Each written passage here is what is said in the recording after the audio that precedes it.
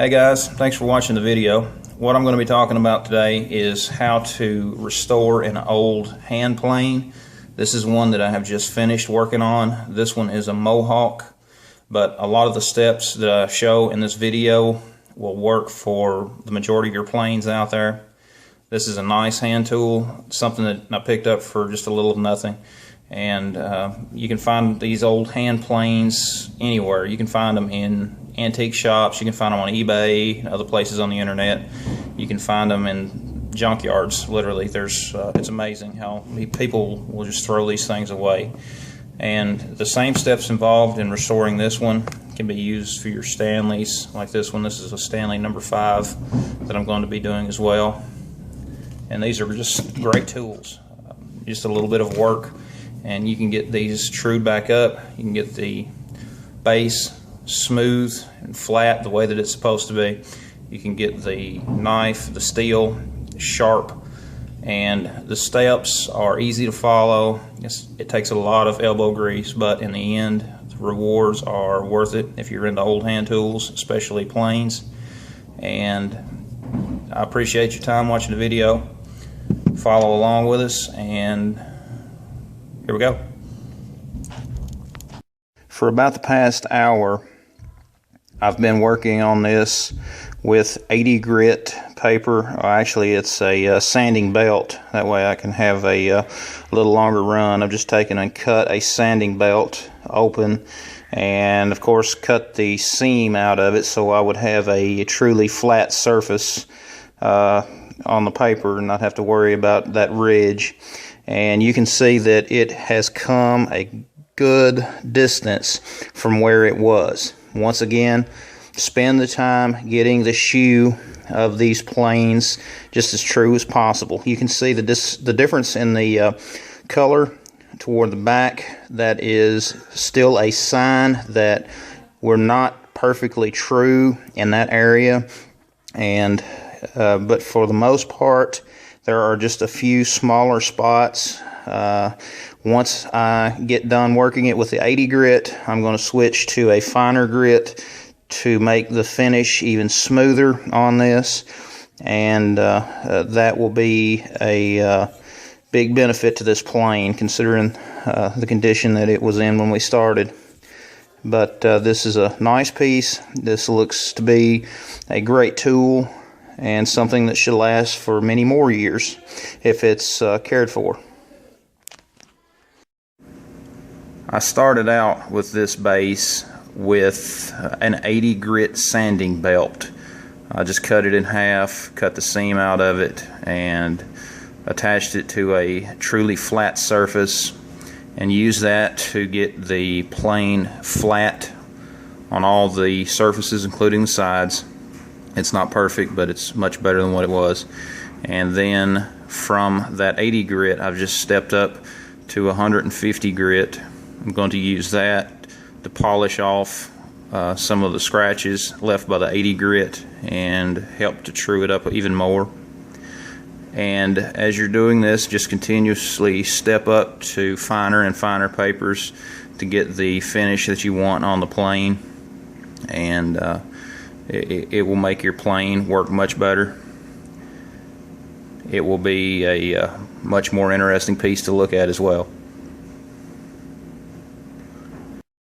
What I'm doing here is simply cleaning up the blade. This blade has not had a real good sharpening in some time. I'm not sure if you can see, but it is not a straight edge across the top here. The angle of that is horrible. So that's something that we're going to take care of. We're going to give it a good edge after we get it cleaned up. Now, I've gone over it with a brass brush and a drill just to clean it up. And now I'm just taking some sandpaper just to polish it down, give it a little bit better look overall. And that's what I'm doing now. And after we get it cleaned up real good, we'll start working on this edge, and we'll get it just as sharp as we possibly can. Here I'm still working the blade to try to get it cleaned up. and it's starting to look better. It's still got a ways to go, but it is coming along very nicely. One of the reasons I wanted to keep this blade is right here. It still has the name of the plane manufacturer stamped into the blade. This is the original blade for this plane, and I wanted to keep that as part of it. It's a little extra effort, but in my opinion, I think it's worth it. You know, this is still a good solid piece of steel, and just a little bit of time, a little bit of care, and a lot of elbow grease, you can restore this back to a very effective piece of steel, a very sharp blade for your plane. So I'm just continually working this to get it flat, and then once it is completely flat, I will hone the edge.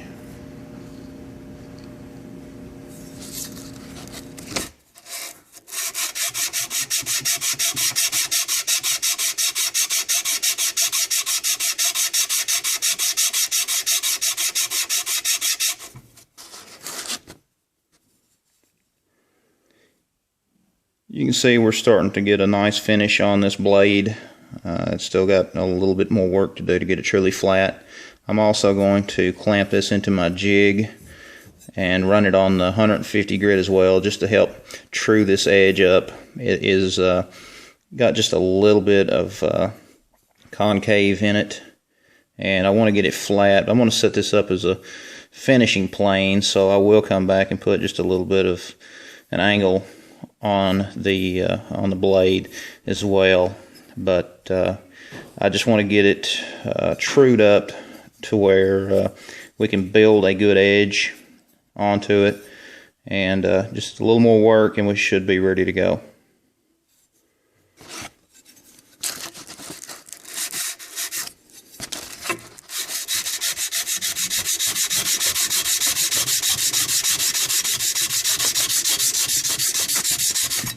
Here I have the blade clamped into my sharpening jig. These jigs are very inexpensive, and you can even make them out of a couple pieces of wood, some screws.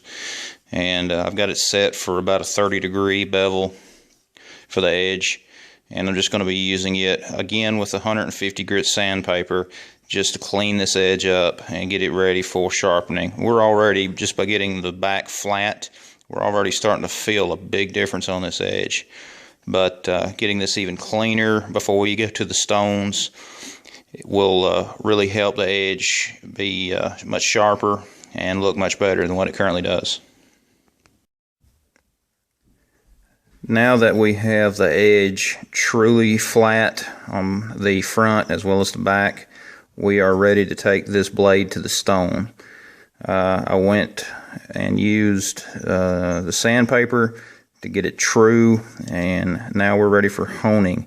I can already feel a bit of a burr on the back side, which is good. We're now straight across the edge of this blade, or well, we have a slight camber. We're just a little bit lower on the ends and higher in the middle, which is kind of what you want on a finishing plane. And now we're just going to hone it down to a real sharp edge using our stones. One of the things that I want to do is to coat the bottom of the frog with a good oil.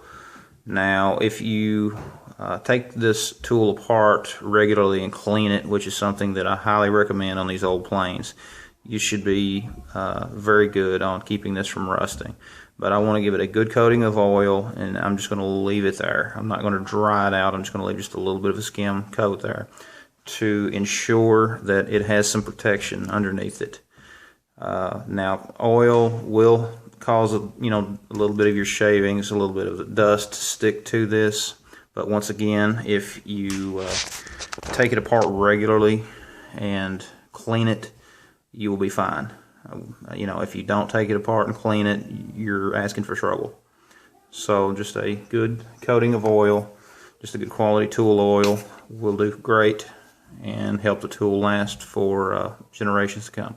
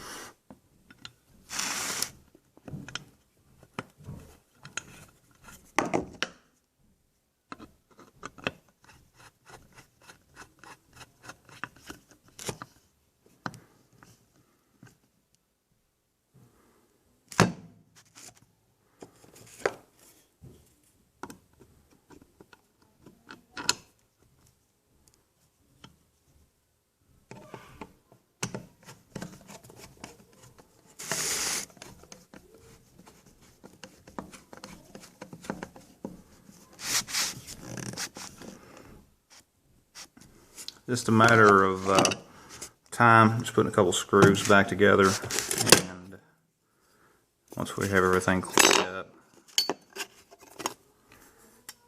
And here we are with the blade and the chip breaker. We simply slide it together, and of course you'll need to do some adjusting on that screw to get it just right, and we want it just slightly below the bevel of the edge, maybe about a 1/16 or so, and tighten that up.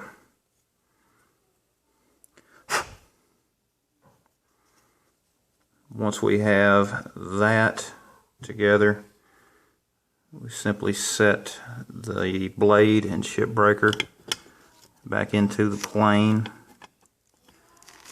and then our hold down, we'll simply reattach it like that.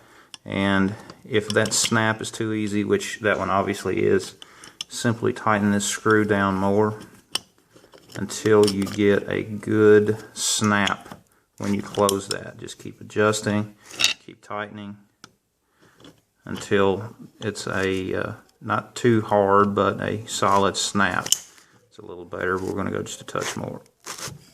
There we go. Now, here we have the plane just reassembled. We have got to adjust the blade, and we're going to be ready to try this out real soon.